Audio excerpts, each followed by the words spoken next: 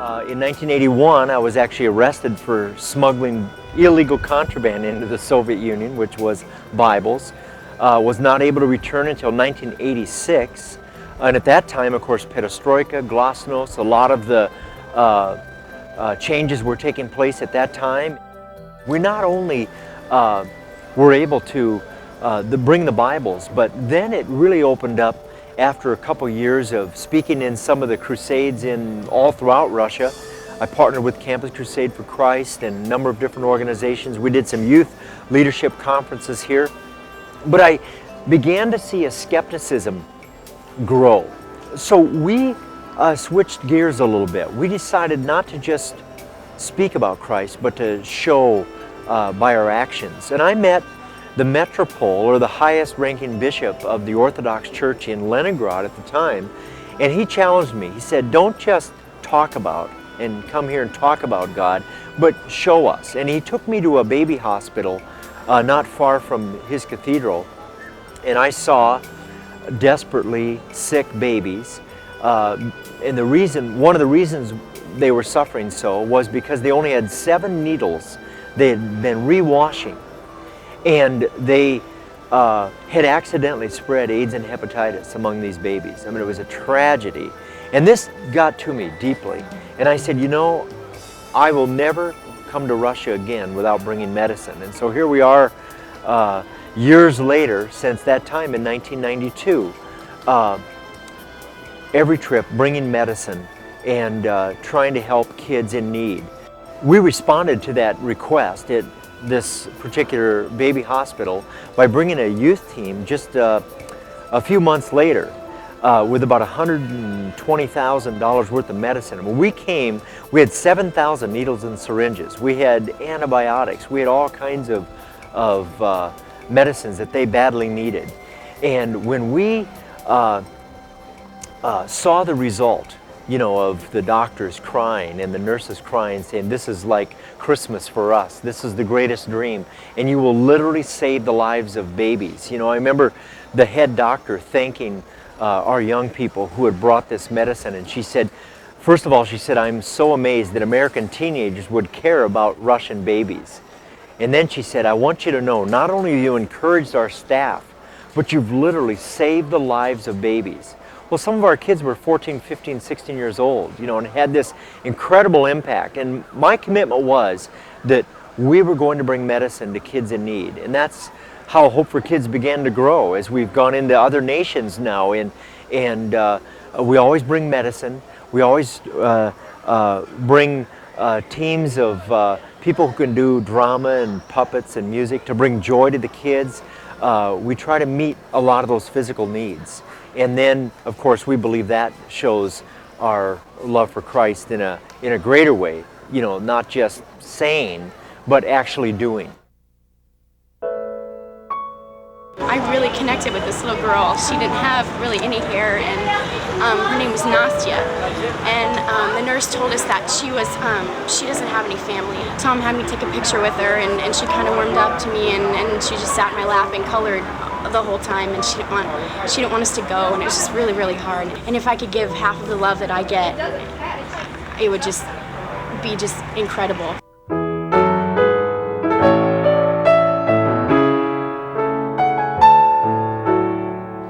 Maybe three to 5 people. Jeff will head up that team. My name is Jeff Anderson. I'm from Phoenix, Arizona. I was on the work crew doing work such as painting rooms in the hospital for the abandoned babies, and also painting at the HIV hospital. And I knew that I had these certain requirements that we needed to accomplish, and that was going to help serve these people here. But what I wasn't aware of was the ministry that happens as you make yourself available, and the situations that arise while you're just talking in conversation with people, and before you know it, you realize that the Lord is here. I'd been sitting painting and kind of thinking, getting this self-righteous attitude of painting. Why have I come here to Russia to paint? If for no other reason,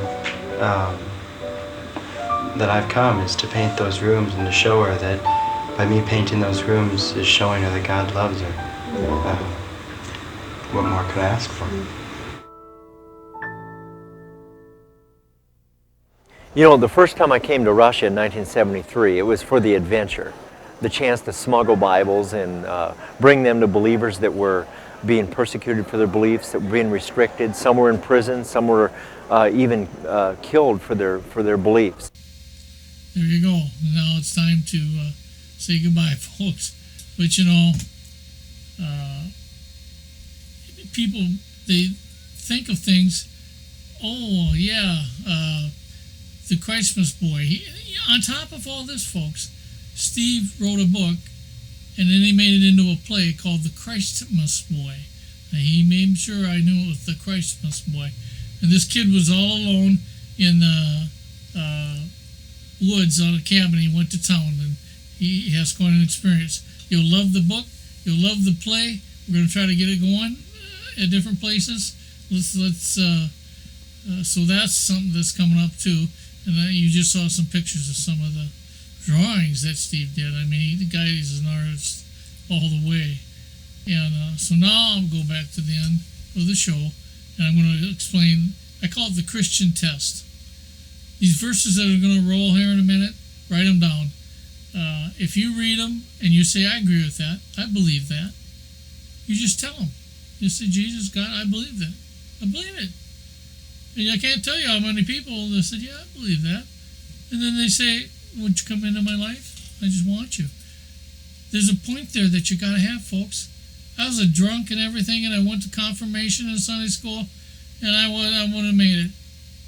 You know, John 3:3 says you must be born again. Huh? Born again of the Spirit. You have to surrender and give your life to Christ. And these verses, if you read them and go over them and believe them, and you tell them, that's it. You don't have to work for anything. Jesus died for anything you've done wrong. So that's coming up right now.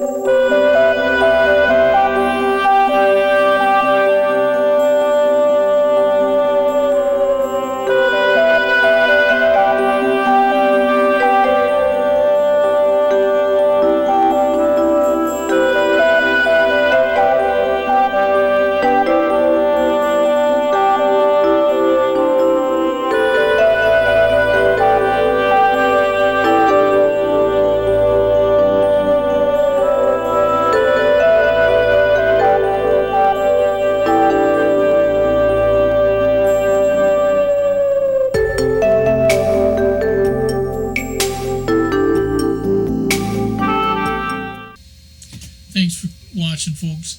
And, Steve and Tammy, I want to tell you, thank you so much for your lives and what you did for me.